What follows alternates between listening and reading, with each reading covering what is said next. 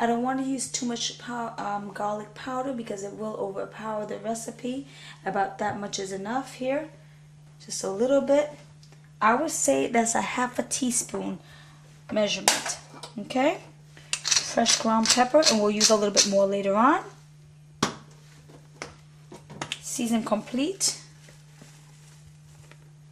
About that much. Season complete.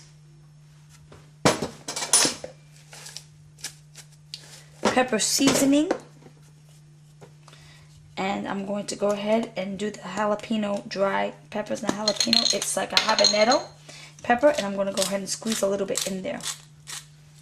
Okay, now we're going to put it on low heat and proceed to stir it a bit. This is what we call a sofrito, a red sofrito anyhow. For this, stir it up.